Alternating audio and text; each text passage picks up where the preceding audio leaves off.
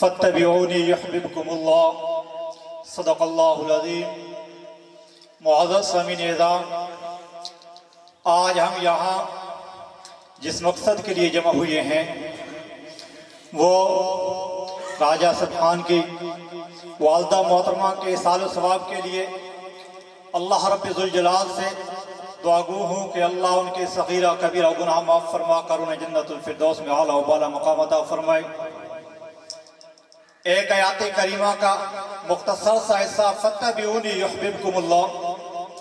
اللہ رب العالمین اس آیات مبارکہ کے اندر امت کو کیا پیغام دے رہا ہے؟ سب سے پہلے قل ان کنتم تحبون اللہ، آگے فرمایا فاتبعونی۔ ہم نے اس کائنات کے اندر رہ کر چاہے غمی ہمارے سر کے اوپر آ جائے چاہے خوشی آ جائے، ہم نے ہر موقع کے اوپر کس کو دیکھنا ہے؟ فاتبعونی۔ اس مقام کے اوپر میرے پیارے پیغمبر کا حکم کیا ہے؟ اس مقام کے اوپر میرے آقا کا ارشاد کیا ہے؟ اس مقام کے اوپر میرے آقا نے کیا کیا تھا؟ اس مقام کے اوپر میرے آقا کی پاک جماعت نے کس انداز میں زندگی گزاری تھی؟ فاتبعونی ہمیں یہی پیغام دیتی ہے۔ ہمیں خوشی کا موقع ملے تب بھی ہماری سینوں میں آقا کی سنت ہونی چاہیے، اور اس سنت کا ظہور ہمارے بدن کے اوپر ہونا چاہیے۔ اگر غم آ جائے ہمارے گھر کے اندر تب بھی ہمارے گھروں میں سنت امام الانبیاء کی ہونی چاہیے۔ پھر کیا ہوگا؟ اگر آمنہ کی لال کی سنت کو اپنا لیں گے تو یحببکم اللہ، ہمارا رب ہمیں پسند فرما لے گا۔ ہماری زندگی غفلت کے اندر گزرتی چلی جا رہی ہے۔ امام الانبیاء صلی اللہ تعالی علیہ وسلم کا دور ہے۔ ایک بدو آیا، کس غرض کے لیے؟ نبوت کی قدموں میں آ کر بیٹھ گیا۔ یا رسول اللہ صلی اللہ تعالی علیہ وسلم، گناہگار ہوں، بدکار ہوں، آقا میرے لیے بھی میرے رب کے ہاں بخشش کے دروازے کھلے ہیں یا نہیں؟ اللہ کے پاک پیغمبر نے فرمایا ذرا بولیے کیا جرم کر کے آئے ہو؟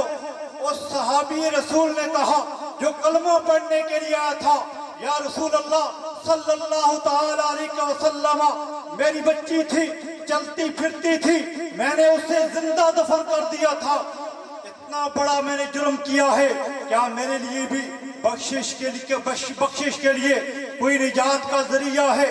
تو اللہ کے پاک پیغمبر نے اپنی نگاہ دوسری طرف پھیر لی، وہ صحابی دوسری طرف سے آیا، پھر یہی جملہ فرمایا، امام الانبیاء نے چہرہ پھیر لیا۔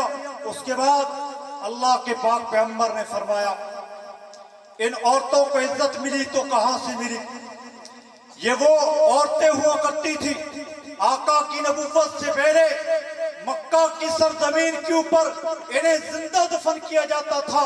پھر اللہ کے پاک پیغمبر نے آ کر کائنات والوں کو عورت کا مقام بتایا۔ کیا بتایا؟